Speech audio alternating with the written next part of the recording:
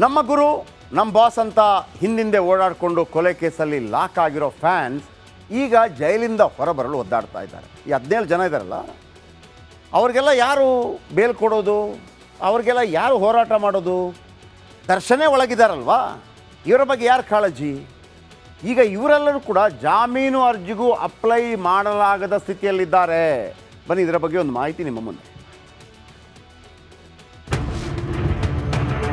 Boss ಹಿಂದೆ ಹೋದವರಿಗೆ ತಪ್ಪದ ವನವಾಸ. ಜೈಲಿನಿಂದ ಹೊರಬರಲಾಗದೆ ನಿತ್ಯ ಪರದಾಟ. ನಮ್ಮ ಬಾಸ್ ವಿಷಯಕ್ಕೆ ಬಂದ್ರೆ ಸುಮ್ನಿರಲ್ಲ. ನಮ್ ಬಾಸೇ ನಮ್ಗೆ ದೇವ್ರು, ನಮ್ಮ ಬಾಸ್ ಡಿ ಬಾಸ್ ಅಂತ ಚೀರಾಡ್ತಿದ್ದವರು ಈಗ ಕೊಲೆ ಕೇಸಲ್ಲಿ ಲಾಕ್ ಆಗಿದ್ದಾರೆ. ಚಾರ್ಜ್ ಶೀಟ್ ಸಲ್ಲಿಕೆಯಾದ ಮೇಲೆ ಒಬ್ಬೊಬ್ಬರೇ ಜಾಮೀನಿಗೆ ಅರ್ಜಿ ಹಾಕ್ತಿದ್ದಾರೆ. ಆದ್ರೆ ಮಂಡ್ಯದ ನಂದೀಶ್ ಮಾತ್ರ ಹೇಳಲಾಗದ ಸ್ಥಿತಿಗೆ ಸಿಲುಕಿ ಒದ್ದಾಡುತ್ತಿದ್ದಾನೆ. ದರ್ಶನ್ಗೆ ಸಹಾಯ ಮಾಡಲು ಹೋಗಿ ಕೊಲೆ ಕೇಸಲ್ಲಿ ತಗಲಾಕೊಂಡು ಜೈಲಲ್ಲಿ ನರಕ ಯಾತನೆ ಅನುಭವಿಸುತ್ತಿದ್ದಾನೆ. ಅಷ್ಟೇ ಅಲ್ಲ, ಅತ್ತ ಜಾಮೀನು ಅರ್ಜಿಗೆ ಡಿ ಗ್ಯಾಂಗ್ ಸಿದ್ಧತೆ ನಡೆಸುತ್ತಿದ್ರೆ ಇತ್ತ ವಕೀಲರನ್ನ ನೇಮಿಸಲಾಗದೆ ನಂದೀಶ್ ಫ್ಯಾಮಿಲಿ ಪರದಾಡುತ್ತಿದೆ. ಈ ನಡುವೆ ಎಫ್ಐ ನಂದೀಶ್ ಕುಟುಂಬಕ್ಕೆ ದರ್ಶನ್ ಪತ್ನಿ ಅಭಯ ನೀಡಿದ್ದಾರೆ. ವಕೀಲರನ್ನ ನೇಮಿಸಿ ಜಾಮೀನು ಕೊಡಿಸೋದಾಗಿ ವಿಜಯಲಕ್ಷ್ಮಿ ಭರವಸೆ ನೀಡಿದ್ದಾರಂತೆ.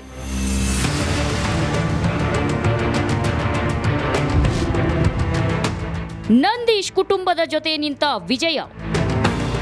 ಇತ್ತೀಚೆಗಷ್ಟೇ ವಿಜಯಲಕ್ಷ್ಮಿ ಭೇಟಿಯಾದ ನಂದೀಶ್ ಕುಟುಂಬ ಬೇಲ್ ವಿಚಾರವಾಗಿ ಚರ್ಚೆ ನಡೆಸಿದ್ದರಂತೆ. ಬೆಂಗಳೂರಿನಲ್ಲಿ ಭೇಟಿಯಾಗಿ ಕೆಲಕಾಲ ಮಾತುಕತೆ ನಡೆಸಿದ್ದಾರೆ. ದರ್ಶನ್ ಪತ್ನಿ ವಿಜಯಲಕ್ಷ್ಮಿ ಬಳಿ ನಂದೀಶ್ ಅಕ್ಕ ನಂದಿನಿ ಅಳಲು ತೋಡಿಕೊಂಡಿದ್ದಾರೆ. ಹೀಗಾಗಿ ಜಾಮೀನು ಕೊಡಿಸುವ ವಿಚಾರದಲ್ಲಿ ವಿಜಯಲಕ್ಷ್ಮಿ ಭರವಸೆಯ ಮಾತು ಆಡಿದ್ದಾರಂತೆ.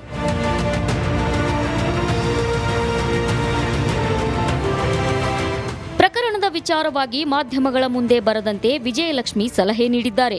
ಇನ್ನು ವಿಜಯಲಕ್ಷ್ಮಿ ಭರವಸೆ ಬೆನ್ನಲ್ಲೇ ನಂದೀಶ್ ಕುಟುಂಬವನ್ನ ದರ್ಶನ್ ಆಪ್ತರು ಸಂಪರ್ಕಿಸಿದ್ದಾರಂತೆ. ಆಪ್ತರ ಬಳಿಯೂ ನಂದೀಶ್ ಬಿಡುಗಡೆ ಮಾಡಿಸುವಂತೆ ಕುಟುಂಬಸ್ಥರು ಮನವಿ ಮಾಡಿದ್ದು, ನಮಗೆ ಯಾವುದೇ ಹಣ ಸಹಾಯ ಬೇಡ, ನಂದೀಶ್ ಬಿಡುಗಡೆ ಆದ್ರೆ ಸಾಕು ಅಂತ ಕಣ್ಣೀರಿಟ್ಟಿದ್ದಾರೆ. ಕಾನೂನಾತ್ಮಕ ಪ್ರಕ್ರಿಯೆಯಲ್ಲಿ ನಿಮ್ಮ ಜೊತೆಗಿರ್ತೀವಿ ಅಂತ ದರ್ಶನ್ ಆಪ್ತರು ಕೂಡ ಭರವಸೆ ನೀಡಿದ್ದಾರೆ ಎನ್ನಲಾಗಿದೆ. Bureau report, republic Kannada. ನೀನ್ ಬೇಕು ಅಷ್ಟೇ. ಯಾಕೆ ಬೇಕು ನಿನ್ಗೆ ನಾನು ಅಂತ ಹೇಳು ಪ್ಲೀಸ್ ಕಣೆ. ನೋಡಿ ಇಷ್ಟ ಆಯ್ತು, ಡೈರೆಕ್ಟ್ ಆಗಿ ನೋಡ್ಬೇಕು, ಸೊ ಅದಕ್ಕೆ. ಹೌದಾ, okay, thank you so much ಕಣೆ. ನನಗೂ ಅಷ್ಟೇ ಕಣೆ, ನೀನು ಬೇಕು ಕಣೆ. ನೀನು ತುಂಬ ಕ್ಯೂಟ್, ಸ್ಮಾರ್ಟ್ ಆ್ಯಂಡ್ ಹಾಟ್ ಆಗಿದ್ಯಾ ಕಣೆ. ನನಗೆ ಅಲ್ಲಿ ತುಂಬ ಇಂಟ್ರೆಸ್ಟ್ ಇದೆ ಕಣೆ. ನಿನ್ಗಿದ್ಯಾ ಇಲ್ವಾ ಅಂತ ಹೇಳು. ಎಸ್ ಇದೆ. ಏನ್ ನೋಡಿ ಇಷ್ಟ ಆಯ್ತು ನಿನ್ಗೆ? ನೀನ್ ಫೋಟೋ ಕಳ್ಸಿದ್ಯಲ್ವಾ, ಅದು. ಅಲ್ಲೇ ಇರ್ತಾರೆ. ಯಾಕಂದ್ರೆ ದರ್ಶನ್ ಇಲ್ಲದೆ ಇವರು ಹೊಡೆಯೋದಕ್ಕೂ ಸಾಧ್ಯ ಇಲ್ಲ. ಆಮೇಲೆ ಇವರಿಗೆಲ್ಲ ಹೆಂಗಾಗಿತ್ತು ಅಂದರೆ ಸುತ್ತಮುತ್ತ ಇದ್ದವ್ರಿಗೆ ನೋಡಿ, Darshan as A super star ಒಂದು ಚಿಟಿಕೆ ಹೊಡೆಯೋದ್ರಲ್ಲಿ ಎಲ್ಲ ಕೆಲಸ ಆಗ್ತಾ ಇತ್ತು. ಈಗ ಎಲ್ಲಿಗಾದ್ರೂ ಹೋಗಬೇಕಪ್ಪ, ಒಂದು ಫೋನ್ ಕಾಲ್ ಸಾಕಿತ್ತು ದರ್ಶನ್ಗೆ, ನಮ್ಮ ಹುಡುಗರು ಬರ್ತಾರೆ ಸರ್ ಸ್ವಲ್ಪ, ಅಲ್ಲಿ ಕಮಿಷನರೇ ಬೇಕಿದ್ರೆ ಸೆಕ್ಯೂರಿಟಿಗೆ ಜನ ಹಾಕ್ಬಿಡ್ತಾರೆ ನೋಡಿ. ಆ ಗೌರವನ ಉಳಿಸ್ಕೋಬೇಕಲ್ಲ, ಸಮಾಜ ಕೊಟ್ಟಿರೋ ಮರ್ಯಾದೆ ಅಲ್ವ ಅದು. ಈ ಹುಡುಗರಿಗೆಲ್ಲ ಸಿಗ್ತಾ ಇತ್ತು. ಯಾವುದಾದ್ರೂ ಹಣ ಒಂದು ಬಾರ್ಷ ನಮ್ಮ ಹುಡುಗ. ಈ ಪವನ್ಗೆ ಇವ್ರಿಗೆಲ್ಲ ಧೈರ್ಯ ಇದ್ದದ್ದು ದರ್ಶನ್ದು ಆ ಧೈರ್ಯ. ಆಮೇಲೆ ದರ್ಶನ್ಗೆ ಕೆಪಾಸಿಟಿ ಇತ್ತಲ್ಲ, ಆದರೆ ಯಾವತ್ತೂ ಕೂಡ ಒಳ್ಳೆಯ ಕೆಲಸಗಳಿಗೆ ಮಾತ್ರ ಇನ್ಫ್ಲುಯೆನ್ಸ್ ಆಗೋದು. ಕೆಟ್ಟ ಕೆಲಸ ಮಾಡಿ ಬಂದು ಸಿ ಎಮ್ಗೆ ಹೇಳಿದಾಗ ಸಿ ಎಮ್ ಅದಕ್ಕೆ ಯಾವುದೇ ರೀತಿಯಲ್ಲಿ ಅವರು ಸಹಕಾರ ಕೊಟ್ಟಿಲ್ಲ ಬಿಡಿ.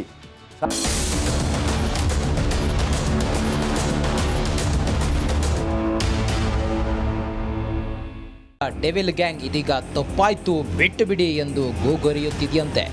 ದರ್ಶನ್ ವಿಚಾರಣೆ ವೇಳೆ ಸುಮಾರು 20 ಪುಟಗಳ ಹೇಳಿಕೆಯನ್ನ ದಾಖಲಿಸಲಾಗಿದೆ. ಡಿ ಬಾಸ್ ಚಾಲೆಂಜಿಂಗ್ ಸ್ಟಾರ್ ಅನ್ನೋ ದರ್ಪವೆಲ್ಲ ಕಾಕಿ ಮುಂದೆ ತಣ್ಣಗಾಗಿದೆ. ಹುಡುಗರು ಏನೋ ಮಾಡಿದ್ರು ತಪ್ಪಾಗೋಗಿದೆ ಸಾರ್ ಅಂತ ದಾಸ ಬೇಡಿಕೊಂಡಿದ್ದಾನೆ.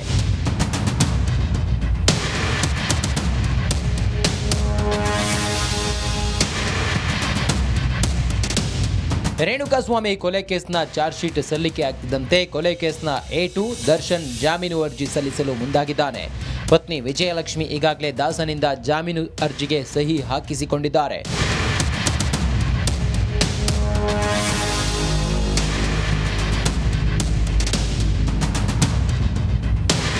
ಸೋಮವಾರ 57ನೇ ಸೆಷನ್ಸ್ ನ್ಯಾಯಾಲಯಕ್ಕೆ ದರ್ಶನ್ ಪರ ವಕೀಲರು ಜಾಮೀನು ಅರ್ಜಿ ಸಲ್ಲಿಸುವ ಸಾಧ್ಯತೆ ಇದೆ. ಪತ್ನಿ ವಿಜಯಲಕ್ಷ್ಮಿ ದರ್ಶನ್ ಪರವಾಗಿ ಯಾವ ವಕೀಲರು ವಾದ ಮಂಡಿಸಲಿದ್ದಾರೆ ಅನ್ನೋ ಗುಟ್ಟು ಮಾತ್ರ ಬಿಟ್ಟುಕೊಡ್ತಿಲ್ಲ.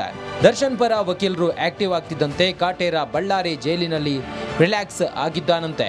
ಟೆನ್ಷನ್ ರಿಲೀಫ್ಗೆ ಆರೋಪಿ ದರ್ಶನ್ ಕಾಫಿ ಟೀ ಮೊರೆ ಹೋಗಿದ್ದಾನಂತೆ. 8 ದಿನದಲ್ಲಿ ಬರೀ ಕಾಫಿ ಟೀಗಾಗಿ 735 ರೂಪಾಯಿ ಖರ್ಚು ಮಾಡಿದ್ದಾನೆ. ಪ್ರೆಸನಸ್ ಪ್ರೈವೇಟ್ ಕ್ಯಾಶ್ ಅಕೌಂಟ್ನಲ್ಲಿದ್ದ 735 ರೂಪಾಯಿ ಖರ್ಚು ಮಾಡಿದ್ದಾನಂತೆ.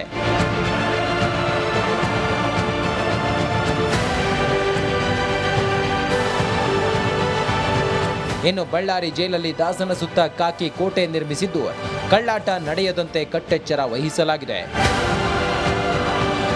ರೇಣುಕಾರಾಧ್ಯ, ರಿಪಬ್ಲಿಕ್ ಕನ್ನಡ, ಬಳ್ಳಾರಿ.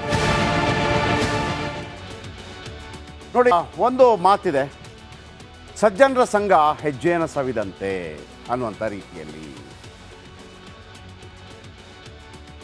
ಓಕೆ, ಅವರ ಚಾಟಿಂಗ್.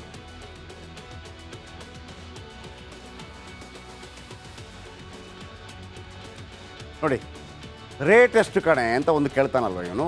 ಸಜ್ಜನರ ಸಂಘ ಹೆಜ್ಜೆಯನ್ನು ಸವಿದಂತೆ ಯಾಕೆ ಕೇಳಿದ್ರೆ, ದುರ್ಜನರ ಸಂಘ ಬಚ್ಚಲ ಕೊಚ್ಚೆ ಅಂತೆ. ದರ್ಶನ್ ಸುತ್ತಮುತ್ತ ಇದ್ದ ಬಹುತೇಕರು ಅವ್ರಿಗೇನೂ ಗೊತ್ತಿರಲಿಲ್ಲ.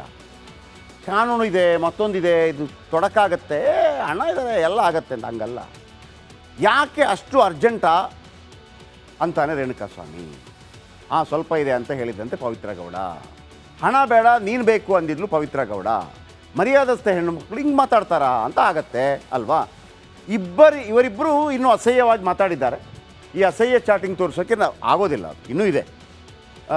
ಹೇಗಿದೆ, ಇಷ್ಟ ಆಯಿತಾ ಅಂತ ಅವನು ಕೇಳ್ತಾನೆ. ಅಂದರೆ ಕ್ಷೇತ್ರ ದರ್ಶನ ಮಾಡಿಸ್ಬಿಟ್ಟು ಹೌದು ಸೂಪರ್ ಆಗಿದೆ ಅಂತ ಇವಳು ಹೇಳ್ತಾಳೆ. ರೇಟ್ ಎಷ್ಟು ಅಂತ ಅವ ಕೇಳ್ತಾನೆ. ಕೇಳಿದರೆ ಅದೆಲ್ಲ ಬೇಕಾ ಅಂತ ಇವಳು ಕೇಳ್ತಾಳೆ. ಯಾರ ಮನೆ ಹೆಣ್ಮಕ್ಳು ಕೂಡ ಈ ರೀತಿ ಚಾಟ್ ಮಾಡಲ್ಲಲ್ವಾ. ಚಪ್ಪಲಿ ತೋರಿಸ್ತಾರೆ, ಇಲ್ಲ ಬ್ಲಾಕ್ ಮಾಡ್ತಾರೆ. ಅಂದರೆ ಇವರ ಉದ್ದೇಶ ಈಕೆ ಕೂಡ ನುಲಿತಾ ಚಾಟ್ ಮಾಡಿದ್ದಾಳೆ, ಅದಂತೂ ಗ್ಯಾರಂಟಿ ಆಗಿದೆ. ಪವಿತ್ರ ಹೀಗೆಲ್ಲ ಚಾಟ್ ಮಾಡ್ತಾ ಇದ್ದರೆ ದರ್ಶನ್ ಕೂಡ ಕೇಳಬೇಕಲ್ವಾ, ನೀನು ಯಾಕೆ ಚಾಟ್ ಮಾಡಿದೆ ಅಂತೇಳಿ.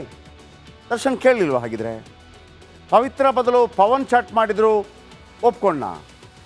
ಇಬ್ಬರ ಕುಮ್ಮಕ್ಕು ಕೊಟ್ಟಿದ್ದೇಕೆ? ಇಬ್ಬರು ಕುಮ್ಮಕ್ಕು ಕೊಟ್ಟಿದ್ದಕ್ಕೆ ಅಲ್ವಾ ಚಾಟ್ ಆಗಿದ್ದು ಇಲ್ಲಿ. ದರ್ಶನ್ ನೀನು ಕೊಲ್ಲಬೇಕಿದ್ದದ್ದು ರೇಣುಕಾನನ್ನ ಅಲ್ಲ, ರೇಣುಕಾ ಸ್ವಾಮಿಗೆ ಪ್ರಚೋದನೆ ನೀಡಿದ ಪವಿತ್ರಳನ್ನ ಅಂತ ಯಾರಾದರೂ ಹೇಳಿದರೆ, ಪವಿತ್ರ ಹೆಸರಲ್ಲಿ ಕೆಟ್ಟ ಚಾಟ್ ಮಾಡಿದ ಪವನನ್ನು ಯಾರೀಗ ಅವನು ಮಾಡ್ದ? ಯಾರು? ರೇಣುಕಾ ಸ್ವಾಮಿ. ಒಂದು ಕಂಪ್ಲೇಂಟ್ ಕೊಡಬೇಕಾಗಿತ್ತು, ಬ್ಲಾಕ್ ಮಾಡಬೇಕಾಗಿತ್ತು, ಮತ್ತೊಂದು ಮಾಡಬೇಕಾಗಿತ್ತು, ಅವನಿಗೆ ಶಿಕ್ಷೆ ಕೊಡಿಸ್ಬೇಕಾಗಿತ್ತು. ಅವನು ಲಂಚ ಕೊಟ್ಟ, ನೀವು ಲಂಚ ಸ್ವೀಕಾರ ಮಾಡಿದ್ರಿ. ಅವನ ಕಕ್ಕಾನೆ, ನೀವು ಯಾಕೆ ತಿಂದ್ರಿ ಅಲ್ವಾ? ಪವನ ಹತ್ರ ಯಾಕೆ ಮಾಡಿಸಿದ್ರಿ? 500 ರೂಪಾಯಿ ಅವನೇ ಹಾಕಿಸ್ಕೊಂಡಿರ್ತಾನೆ ನೋಡಿ, ಅವನ್ನೇ ಹಾಕಿಸ್ಕೊಂಡಿರ್ತಾನೆ ಬಿಯರ್ಗೆ ದುಡ್ಡು. Yes, next.